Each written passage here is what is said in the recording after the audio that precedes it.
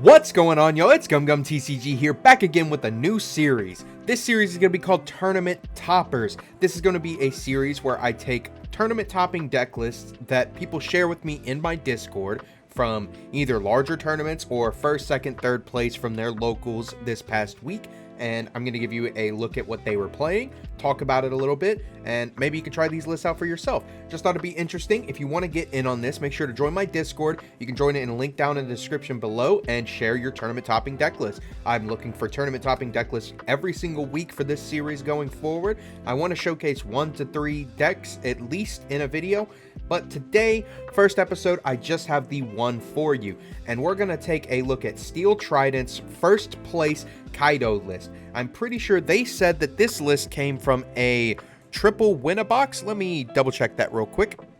Yep, they said they came from a triple win-a-box tournament, and it's his blue-purple Kaido list. This list and leader is super interesting in my opinion. You know, in my tier list video, I had Blurple Kaido up there in the strong tier 2 category.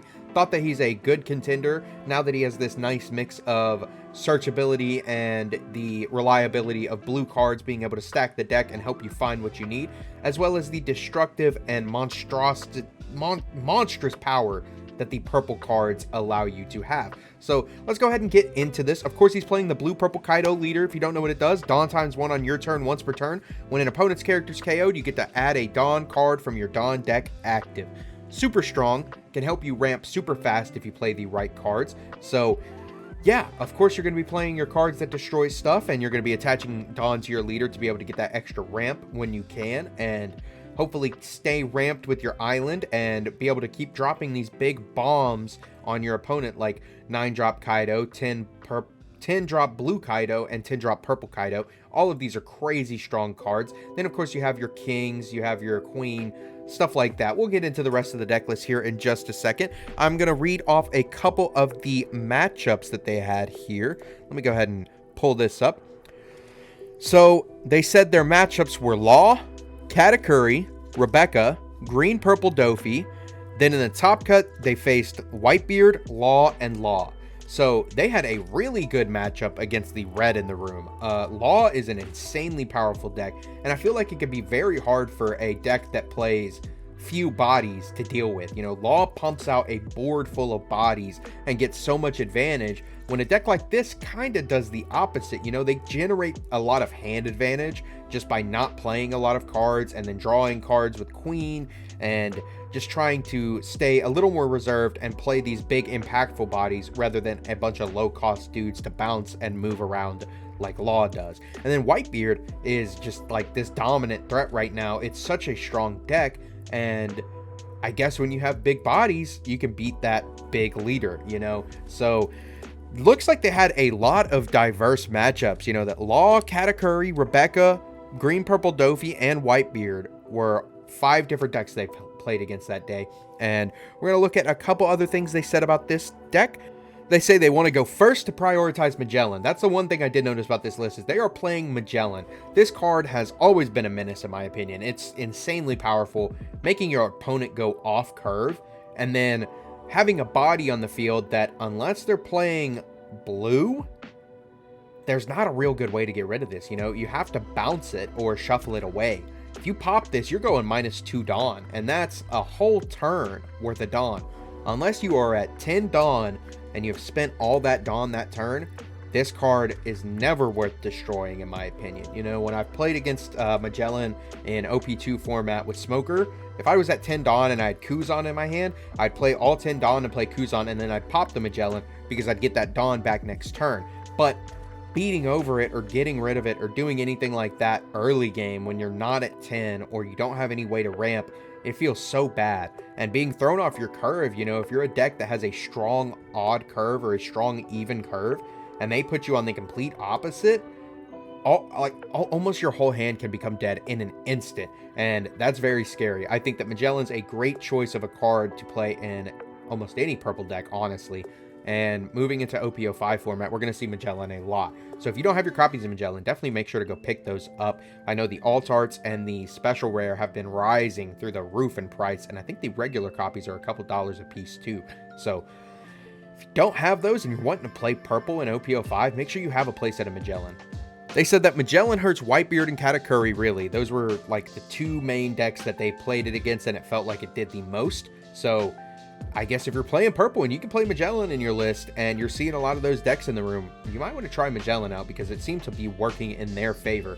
They also said that they wanted to go first to prioritize Who's Who turn 1, Stage turn 2, and then, like I said, Magellan on turn 3. That's a nice odd curve, you know. You get to search, hopefully find your stage, and then you play your stage, ramp, and then turn 3 you're playing your Magellan, and yeah, you're just off to the races after that point. But enough talking about the matchups and what else they were playing against and stuff like that. Let's go ahead and get into the deck list. You know, I've been a little rambly so far. Let's go ahead and look at what they're playing.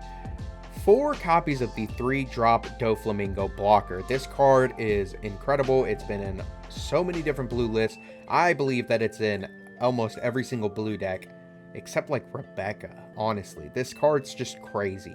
A blocker for 3 Dawn that you can also stack your deck with. 1 Dawn makes them a 5k swing on a leader. Super strong card. Definitely an auto include in a deck that is looking for a specific card. You know, if you get to stack your deck and find that card and then also set yourself up for your later plays, it's just so strong. You know, you can set yourself up for this, and then if you don't have your Magellan but you have a queen, the next turn you can go queen and draw the next 2 cards you want. Maybe one's one that you don't, discard it, like another island or something like that.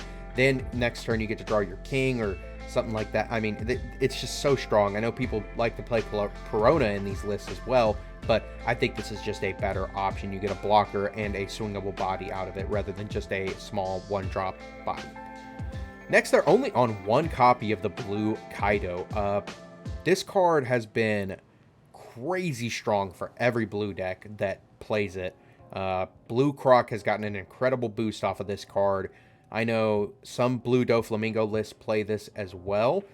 You don't really play it in Nami. Nami's super defensive. And then Rebecca, like I said, you mainly just play Dressrosa cards in Rebecca.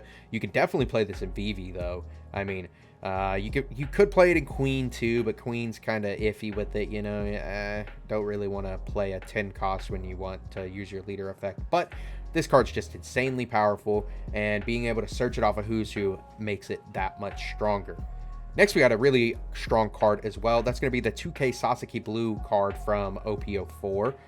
Just gives you a nice mulligan, you know, if you need it, or it's a searchable 2K. So having another searchable 2K that could also be a mulligan if you have a really bad hand, very powerful. Then, of course, we have the new searcher for the deck, Who's Who. Got to look at the top 5 cards. Grab an Animal Kingdom Pirates card, baby. That's what I'm talking about. You know, you get access to almost any card in your deck. I believe the couple cards you don't have access to are going to be your Doflamingo, your Magellan, your Uta, and your Hell's Judgment and Jet Gatling. I believe everything else is searchable. It is all Animal Kingdom Pirates. So, yeah, insanely credible, strong card for this archetype. Like I said, I'm kind of just surprised that I haven't seen more blue-purple Kaido tops now that we have access to a searcher. A lot of people were complaining in the original set that finding Island was too hard, and now you have a way to find Island. Next, we got the 2 copies of the purple 10-drop Kaido. This card is just a blowout if you play it at the right time. You know, you just get to wipe the entire field. Against certain decks, this is just completely game-ending. You know, against like Katakuri, if they have multiple Big Moms on the field and then you just get to drop this, well, they're out of Big Moms, and you have a new big body that is going to be swinging next turn for 12,000. So, very strong card. Searchable now with the Who's Who, like I said. So, if you want your blue, you can find your blue. If you want your purple, you can find your purple. 7-drop King's really strong. It's always been really strong in my opinion. It just has to have the right format and right matchups. Law is one of those matchups. You know, you just get to pop 2 bodies off their field. A 3 or less and a 1 or less, or I'm sorry, 2 or less, a 3 or less and a 2 or less. So against Law, this is just a blowout, gets to wipe away half their field, and it can be really good against Zoro as well. A couple other decks play some targets that you could pop. You know, Katakuri has Impero Sparrows, Pudding, stuff like that. But against Whitebeard, I don't think it's too strong, so could be bricky, but we have a solution for that. that's going to be our Jet Gatling. We'll talk about that here in a minute, but this card's just insanely strong. It turns any card into a 2K, and that's just a 1K. You know, you're discarding 2 cards. It could feel bad, but just think about it like this is a 2K. I'm discarding with another 1K. So that's how Steel Trident described it in the Discord. So, like I said, if you have a list that you want to share and be featured on this series, make sure to get into the Discord, post it into the Tournament Toppers channel in my Discord, and give me your matchups, give me your strong points, what kind of cards you like to go for, what setup, your curve, stuff like that. And I'd love to showcase your winning lists on this series. If you're liking this series, if you like this kind of content, make sure to subscribe and like the video. You know, we are on the road to 1,000 subscribers, and we are halfway there, almost halfway there. And I can't thank every one of you enough for all the support. And yeah, I'm excited for what else there is to come. Next, we got the 3-drop Sasaki. This is another ramp tool if you really need it, but a lot of people, you really just use it for 2K. You can trash a card from your hand and add a Dawn from your Dawn deck and rest it when attacking and a Dawn under it, so it could be okay. Then we have the 5-drop X-Drake, another searchable 2K counter. I like playing this more than the Sasaki, though. If I was playing a card on the field that I had a 2K in and had to play a body, this is better in my opinion because you get to rip an opponent's card. That's insanely powerful, especially in a simplified game state. Then, of course, we have the Magellan. We already talked about him quite a bit a minute ago, so I'm not going to go over him too much more, but I do think that this is a really solid pick for this list, especially we could stack it with Dofi, try and find it, and yeah, if you play it on curve, it's absolutely devastating. They do not want to remove this off the board, and it's basically just a big beater for the rest of the game. Next, we got 3 copies of the 9-drop Rush Kaido. This card is one of those other cards that I think is just super strong. It came out of the Animal Kingdom structure deck, and yeah, it's one of the super rares of that structure deck for a reason. On play, Dawn -5, KO an opponent's 6 or less, and then this gains Rush. Absolutely absurd, especially against decks like Whitebeard where they're playing cards like Thatch. You know, you just get to blow that up and then hit them for 10k at the face. Oh my god, it's just disgusting, especially if you're at 10 and you get to put that extra one under your leader and then do this. Then you get an extra Dawn back from that, so you only went Dawn -4. Then you go Island, that's only Dawn -3. Next turn you're back up with only 1 less Dawn. You can do these back to back. You can go back to back with this 2 turns in a row if you have 2 of them in your hand, and that can be game ending. Next, we got the 6-drop King. Dawn -1, KOs a 4 or less. Super strong card. Just one of them big bodies that's very sticky and hard to get rid of. So, got to play your copies of that. Only 3, though. Don't want to max out on it. It's a little bricky, no counter. And the effect is only good against certain cards. You know, if you're playing against a blocker-heavy deck, like Green Purple Dofi, you can blow up their Utas and their Namis, their Brooks, stuff like that. But other than that, I mean, this could be pretty bricky, just like the 7-drop King. Next, we got the Queen, and that's where the brickiness gets unbricked, I guess you could say. 5-drop 6k, counter 1000. You gotta know and love Queen if you play purple. Blocker, on play, Dawn -1, draw 2, and trash 1. So, gets you set up with extra advantage, gets you to discard some cards you don't need, and it's a blocker, super strong card. Next, we got the 4-drop Film Uta. This card was a staple in Kaido for the longest. Like right when it came out, everybody was playing this in Douglas Bullet. So strong. It's mainly found its home in the Green Purple Dofi deck now, but god, this card is strong. 4-drop 5k, 1000 counter, blocker. On block, Dawn -1, rest up to one of your opponent's characters with the cost of 5 or less. Super strong. There's ways to get around this by resting it or popping it instead of letting them block with it, but such a strong force. If they don't have any kind of removal like that, then you're just getting to rest one of their good bodies, and that's devastating. Next, we got the 2 copies of Hell's Judgment. This card is insanely powerful, and I'm shocked that I don't see it in more deck lists, honestly. It just minuses 3k to 2 characters or leaders. That's just so strong. And the trigger makes your opponent shuffle a Dawn back if they have 6 or more. Like, super strong card. I don't know why people don't play this more. I know it's 2 cost, Dawn -1, but at the end of the day, you could be potentially stopping 2 attacks with this 1 card. Next, we got the card I was talking about earlier. This is going to be the 0-cost Gum Gum Jet Gatling. insanely powerful card. Like I said, I've been saying this in multiple videos recently that these zero cost event cards where you discard a card are just so strong because your opponent never sees it coming. You know, unless they've seen you playing the list before or they know you have it somehow, it's just they don't see it coming. And say you have 3 cards in hand, you have 5k counter with that instead of potentially less than that, you know. Or if you have 2 cards in hand, you have 3k instead of just like could be 1k and 0 or 2k total. You know, I mean, I guess there's situations where 2 2Ks is better than this and a dead card, but others where this could win you a game. You know, it's so strong. And like I said, it can help you unbrick some of these other cards, some of these big bodies that maybe in the late game you don't want to put on the field because they're not going to do anything good for you. So, insanely powerful card. I definitely recommend picking up 4 copies of this if you don't have it already. Moving into this purple meta in OP05, this is going to be one of those cards that it's just going to go up in price. So, make sure you have a playset of these. I still think they're pretty cheap. And then last, of course, we got the Island. Gotta know and love it. 3 cost, activate main, rest this stage if your leader's Animal Kingdom Pirates type, add a Dawn rested. Insanely strong, especially when you have a searcher for it now, or you can stack it and then grab it off of something later, or grab it, whatever. You know what I mean. Insanely strong card, keeps your ramp up, keeps you from negging on some of these Dawn -1 effects. You know, it's like they just become free when you have the Island. And yeah, that's going to be the deck list, y'all. Like I said, they won a triple win-a-box tournament this past weekend. I believe they said that there was 60-something players. Maybe I'm wrong about that. Hold on. Let me look again. 68 players.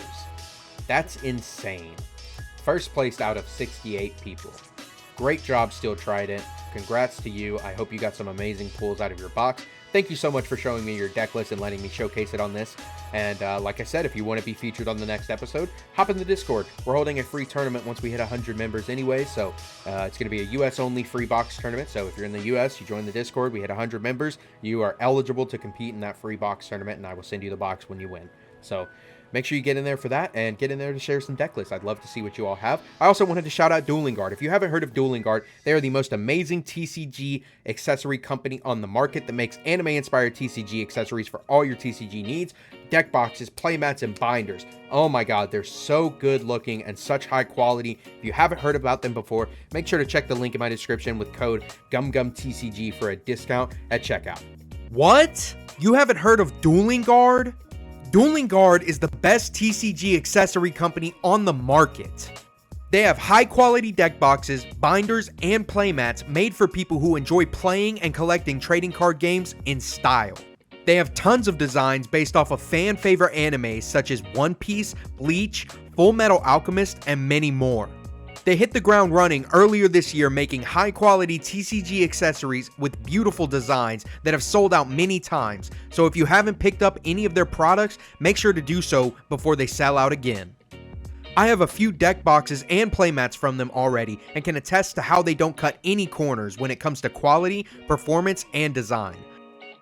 I highly recommend their products and use them every time I play cards.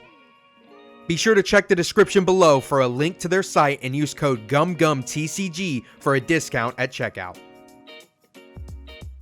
I want to thank everyone for watching the video. Make sure to like, comment, and subscribe. Let me know what you think about this deck list. And like I said, if you have a deck list you want to share, drop it in the Discord. I'd love to see it and talk about it. And thank you so much for watching.